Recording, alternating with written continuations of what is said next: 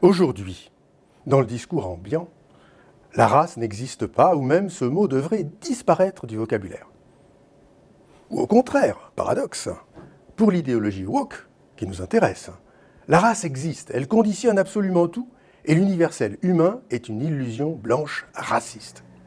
Ces deux opinions me semblent douteuses.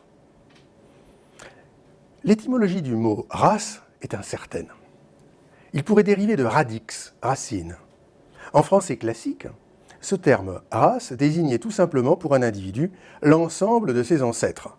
Voilà une idée claire et vraie qui ne pose aucun problème moral et politique.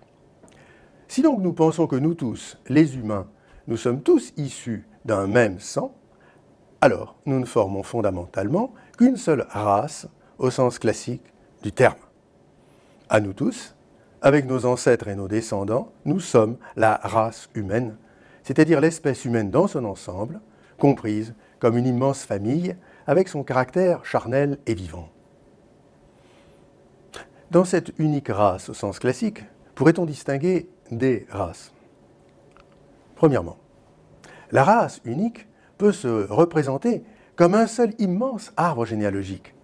Dans cet arbre total, nous pouvons isoler un rameau dont nous faisons partie, notre généalogie relativement récente, nos ancêtres les plus proches. Deuxièmement, au cours de cette histoire générale, il se produit certaines diversifications adaptatives. On est loin de tout savoir sur ces sujets, mais on comprend qu'il y a une sorte d'intelligence immanente à la vie. Et c'est ainsi, par exemple, que les habitants de l'Himalaya respirent normalement dans leur hauteur parce que leur organisme a su s'adapter à cet environnement pauvre en oxygène. Ces diversifications adaptatives, qui se conservent au cours des générations, peuvent être nommées des processus de raciation, et l'ensemble des générations et populations porteuses de l'adaptation peuvent légitimement être qualifiées de races. Et c'est ainsi qu'apparaissent des races au sein de l'unique race humaine.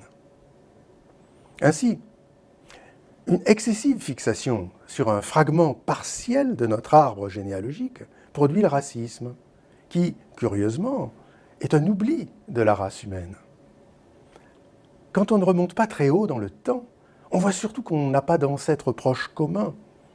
Quand on remonte plus haut, on comprend que nous sommes tous cousins et frères au sens large. Il est mathématiquement invraisemblable que deux individus n'aient pas un aïeul commun quand ils ont vécu dans un espace relativement isolé surtout. Le wokisme ne voit que des races, sans voir la race.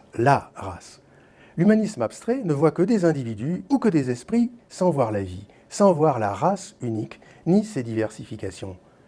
L'humanisme concret, c'est celui d'une immense famille enracinée à la fois dans la nature et en Dieu.